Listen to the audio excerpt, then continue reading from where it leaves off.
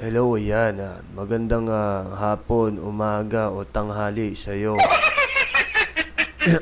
Congratulations at binuksan mo ang video na to.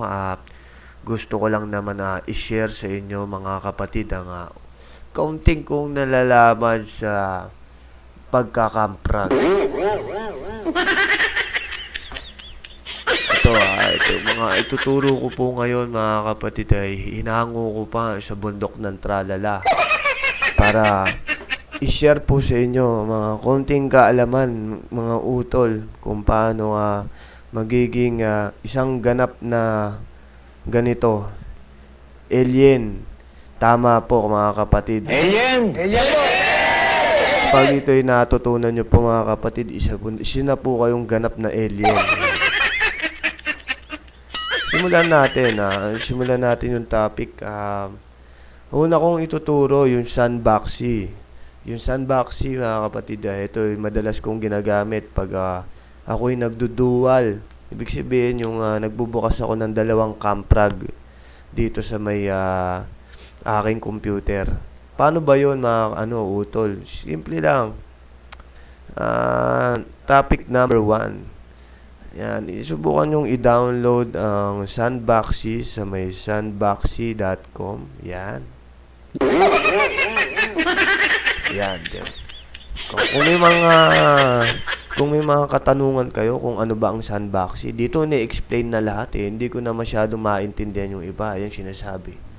Sandboxy runs your program in an isolated space. Yan, mga ganun.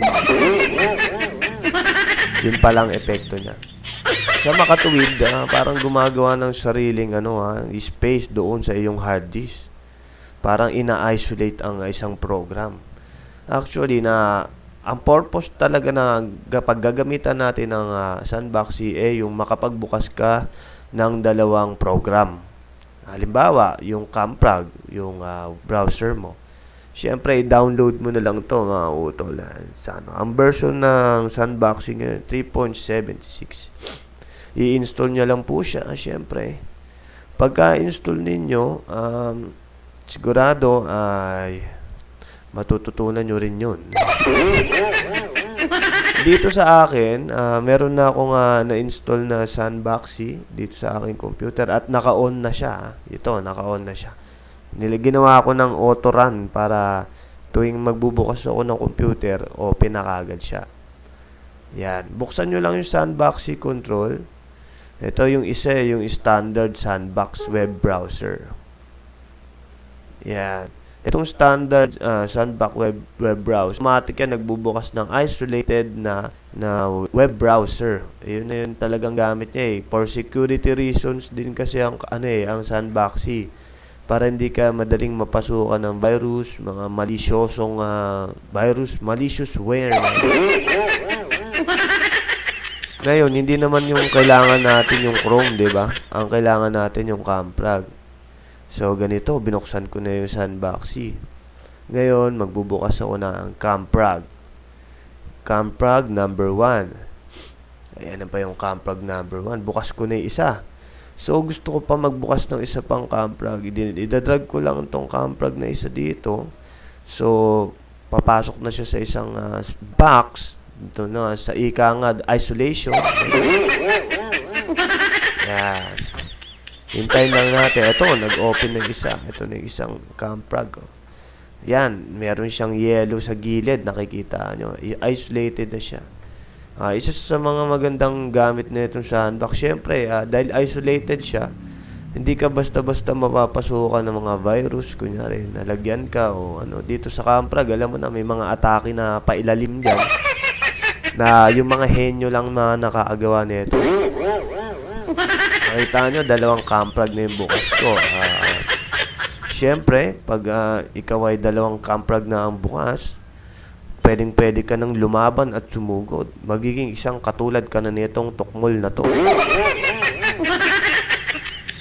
Yan. Ganyan ka nakalakas dahil dalawa na ang mata mo, dalawang kapangyarihan mo. Sa kasamaang palad, wala akong pro code ngayon makakatulong din to sa mga walang pro code. Isa-sign on ko ng isa. Yung isa kong ID, yung main ID ko, tsaka yung uni ko. Ayan, logging in na sila parehas. O, nag-login na yung isa. Yung isa medyo loading pa eh. Kaya natin medyo mabagal. Magla-login din yan. Mag-login ka na, huwag mo ako pahiyain. Uy.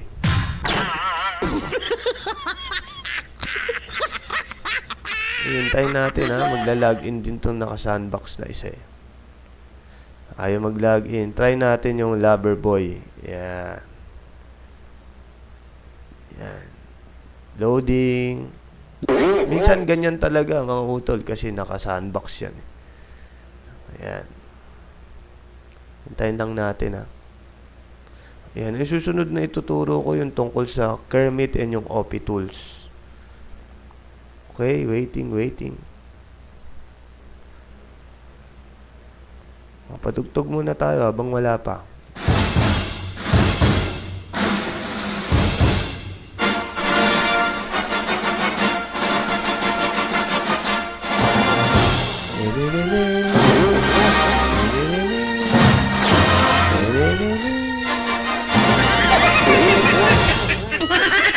Oh, di ba? Nag-login din. Pagkatapos nung aking intro, nag-login din. Yan na po, mga kapatid. Simpleng-simple lang. Ayan, ipasok mo na tong Loverboy sa kahit anong room. Kunyari, mamili ka na kung anong room ang gusto mo. Nawala yung room natin, lag na naman, di ba? Hanapin natin yung room na ito, Asian Starlight Teasers. Yung isa rin, ipasok mo na para dala-dalawa yung mga nakapasok sa meron DJ. Hinaan natin ha. Kasi pag magdoble-doble ng tunog yan, mga kapatid, pag yan ay ano mo. Ayan. Pwede mo na i-close tong dalawang camfrag mo. Tapos, yan, dalawa na ngayon ang yung ano. Yung isa, actually, pwede mo lagyan ng cam. Siyempre, depende na sa settings mo yan. Pwede mo lagyan ng cam yung isa. Dito lang man yan sa settings eh. Oops. Dito lang yan sa settings. Makikita mo yan. Video, tapos settings. Makikita mo yan dyan ha.